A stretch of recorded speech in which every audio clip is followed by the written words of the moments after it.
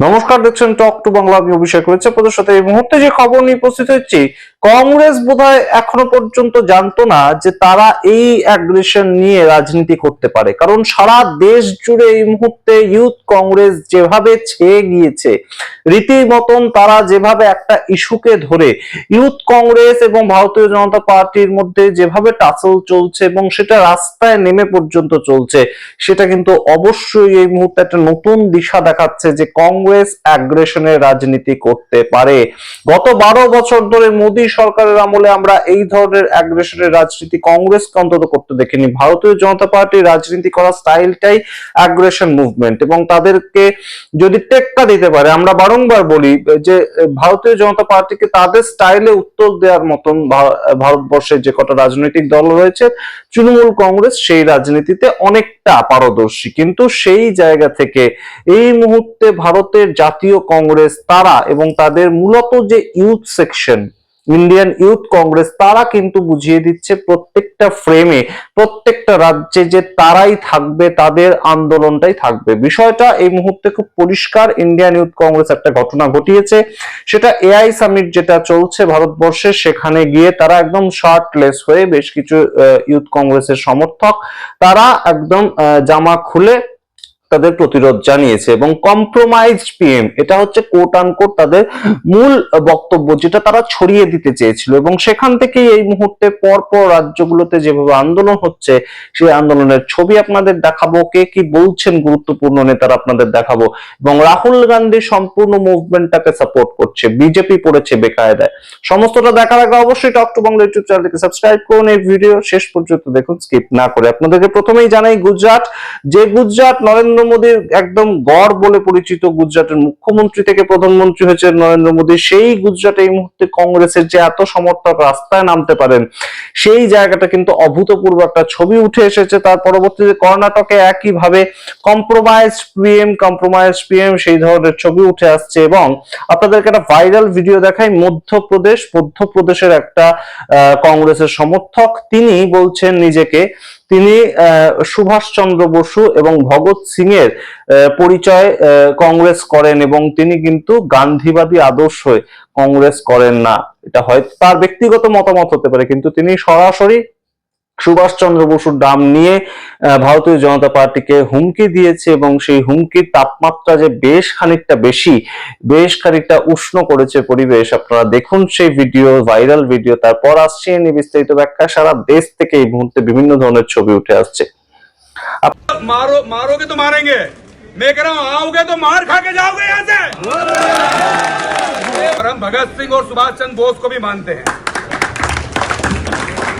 हम सरदार वल्लभ भाई पटेल को भी मानते हैं, हम चंद्रशेखर जी को भी मानते हैं। हम गोडसे के लोग नहीं हैं, हम गांधी के लोग हैं। छाती पे गोली खाते और छाती पे लड़ते हैं। सम्मानित साथियों, मैं धन्यवाद देता हूं सभी परिवार के लोगों को।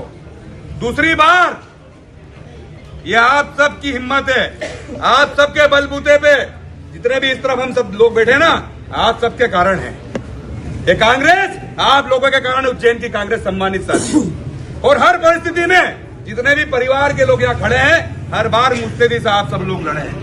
एक तरफ वो विचारधारा, देश और प्रदेश में उनकी सत्ता, एक तरफ राहुल गांधी की विचारधारा जोड़ने की, जब एपिस्टिन फाइल को छिपाने के लिए इस तरह की हरकत कर रहे हैं दोगले लोग। संसद में राहुल गांधी जी ने सीना ठोक के बोला, भाग रहे हैं, हमारी बहनों से भाग गए हैं 56 इंच के सीने वाले, विश्व गुरु, विश्व के सबसे महानतम नेता। और एक तरफ हमारा नेता राहुल गांधी कश्मीर से लेकर कन्याकुमारी तक पदयात्रा करता है 140 करोड़ देशवासियों को जोड़ने के लिए। सम्मानित साथियों, आप सबके नेतृत्व में 24 तारीख को ये अमेरिका की ट्रेड डील का जो बताया, किसानों को, हमारे यहाँ के व्यापारियों को, हर वर्ग को इसका नुकसान होगा। वो जो सेक्स फाइल है उसमें आदरणीय का तो नाम है ही सही, जो पुरी साहब हैं उनने 4 बार ये स्वीकार किया कि मैं 4 बार मिला है। क्यों मिले? एपिस्टिन से क्यों मिले? कई दर्जनों केंद्र के, प्रदेश के, देश के इनके नेता भाजपा के उसमें लीप थे सम्मानित साथी। আপনারা দেখলেন সেই ব্যক্তি মধ্যপ্রদেশ থেকে তার বক্তব্য, এবং তার পরবর্তীতে আরেকজন খুব যুবকের একটা বক্তব্য ভাইরাল হয়েছে। তিনি গান্ধীজির প্রসঙ্গ টেনে গান্ধীজির ছবি পেছনে রেখে তিনি বলেন যে আমাদের নেতা, কংগ্রেসের নেতা যখন শার্টলেস হয়েছিল শেষবার, অর্থাৎ গান্ধীজির কথা বলছেন, তখন ইংরেজ ভারত ছাড়তে বাধ্য হয়েছিল, এবং এই মুহূর্তে কংগ্রেস আবার শার্টলেস হয়েছে। শার্টলেস বলতে যে শার্ট তারা খুলে প্রতিরোধ দেখিয়েছে, একদম কেউ স্যান্ডো গেঞ্জি পরে, কেউ খালি গায়ে প্রতিরোধ দেখিয়েছে। সেই পরিস্থিতিতে আবার তৈরি হয়েছে, এবং ভারতবর্ষ থেকে এই মুহূর্তে যারা সরকার চালাচ্ছে, ফ্যাসিস্ট সরকার চালাচ্ছে, তারা সরতে বাধ্য হবে, কারণ কংগ্রেস জেগে উঠেছে। তার বক্তব্যটাও শুনুন, তারপর আসছে বিস্তৃত ব্যাখ্যায় যে বিজেপি ঠিক কিভাবে এই বিষয়টাতে একদম কোণঠাসা হচ্ছে প্রতিনিয়ত। लेकिन जब एआई समिट के अंदर यूथ कांग्रेस के साथी एक यूएस के साथ हुई फेल डील के साथ और अपने कॉम्प्रोमाइज पीएम को एक्सपोज करने के लिए वहां पर पहुंचे, जिसमें उन्होंने किसी के साथ कोई बदतमीजी नहीं करी, किसी के साथ कोई हाथापाई नहीं करी, उनके खिलाफ मुकदमा दे दिया गया और पूरे देश का मीडिया और भाजपा लग गई है इस प्रोपेगेंडा को फैलाने के लिए कि शर्टलेस होकर इन्होंने प्रोटेस्ट किया। ये व्यक्ति शर्टलेस था जब अंग्रेजों के साथ लड़ रहा था, जब आपसे कोई सवाल नहीं पूछता था। जो आज हमें ज्ञान दे रहे कांग्रेसियों को कि प्रोटेस्ट कहां पे करना चाहिए, कैसे करना चाहिए, किसके साथ करना चाहिए, इनके बाप दादा शायद उस समय आजादी से पहले भी यही कहते गांधी जी को कि आप नमक फैक्ट्री के बाहर प्रोटेस्ट मत करो, आप ये शर्टलेस होकर प्रोटेस्ट मत करो। तो ये बड़े सोचने की बात है। आज जब विरोध ही करना है तो विरोध की कोई जगह, विरोध का कोई समय नहीं होता।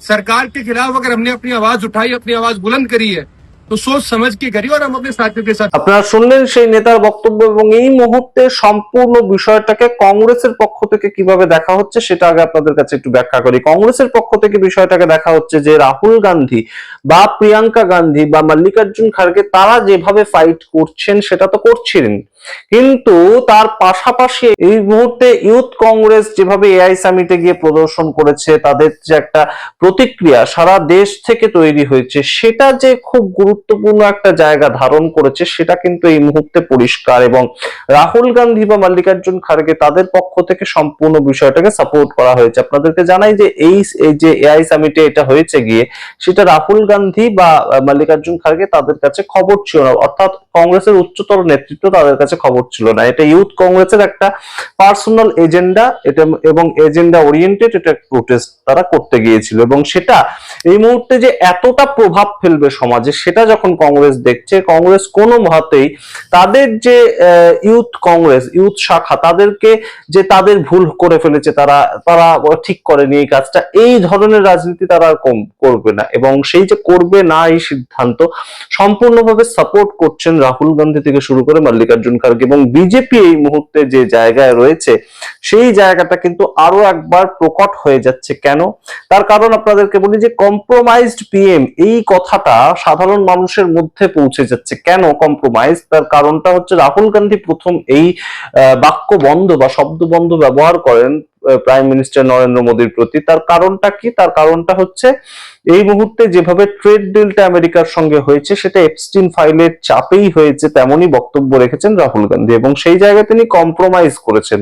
ভারতবর্ষের যে কৃষিজ সেক্টরটা খুলে দিয়েছেন তিনি, 18% ট্যারিফে রাজি হয়ে তিনি চলে এসেছেন আমেরিকার থেকে, অথচ কোনো ট্যারিফ নেবেন না। এই যে বিষয়গুলোতে কম্প্রোমাইজ করেছেন তিনি, তাই কম্প্রোমাইজ পিএম এটাকে কংগ্রেস একদম ডোর টু ডোর সারা দেশ জুড়ে পৌঁছে দিতে সমর্থ হচ্ছে। তাই জন্য এই যে মুভমেন্ট, এটার থেকে সরে তারা আসবেন না, এবং অ্যাগ্রেশনের বদলা অ্যাগ্রেশন দিয়েই হবে। এইটাই কিন্তু এই মুহূর্তে কংগ্রেসের একটা বড় সড়ো একটা সিদ্ধান্ত, এবং তার ভিত্তিতে দাঁড়িয়ে কংগ্রেস কিন্তু ভারতীয় জনতা পার্টিকে বেশ খানিকটা কোণঠাসা করতে সমর্থ হয়েছে। না হলে ভারতীয় জনতা পার্টি আর যাই হোক না কেন, এই যে ইউথ কংগ্রেসের এই দাপাদাপি তা দেখে হঠাৎ করে কংগ্রেসের কার্যালয়ে গিয়ে একদম ঝাঁপিয়ে পড়তেন। এরকম ছবি বিভিন্ন জায়গায় উঠে এসেছে যে কংগ্রেস এবং ভারতীয় জনতা পার্টি মুখোমুখি একদম তাদের পক্ষ থেকে মারপিট করছে রীতিমতন রাস্তায়। এরকম ছবি আপনারা লাস্ট কবে দেখেছেন সারা দেশ জুড়ে? আপনাদের মনে থাকলে অবশ্যই কমেন্ট বক্সে কমেন্ট করুন। কিন্তু এই ধরনের ছবি কিন্তু বেশ খানিকটা কংগ্রেসকে আরো অবশ্যই যে প্রাসঙ্গিক করে তোলার জায়গাটা সেটা সেই জায়গায় নিয়ে যাচ্ছে। এর মাধ্যমে কংগ্রেস খুব ভালো যে ভোটে ফলাফল করবে তেমন আমরা বলতে পারি না, কারণ এর মাধ্যমে সংগঠন কখনোই রিজু হয় না। কিন্তু অবশ্যই একটা প্রাসঙ্গিকতা ফিরে পায় গুজরাটের মতন জায়গায়, উত্তরপ্রদেশের মতন জায়গায় কংগ্রেস যখন এই ধরনের আন্দোলন করে, মধ্যপ্রদেশ যেখানে বিজেপির গড় একদম, সেখানে যখন এই ধরনের আন্দোলন তৈরি হয় তখন অবশ্যই কংগ্রেস যে আবার প্রাসঙ্গিক হতে চাইছে, মানুষের মাঝখানে কংগ্রেস যে নিজেদের ছাপ ফেলতে পারে, সেই ধরনের একটা আন্দোলন করে তুলতে তারা সমর্থ হচ্ছে, সেই বিষয়টা এই মুহূর্তে আবার কিন্তু উদ্ধৃত হচ্ছে। আপনারা কি মনে করেন অবশ্যই কমেন্ট বক্সে কমেন্ট করুন। দেখতে থাকুন টক টু বাংলা, অবশ্যই টক টু বাংলা ইউটিউব চ্যানেলটিকে সাবস্ক্রাইব করুন। ধন্যবাদ।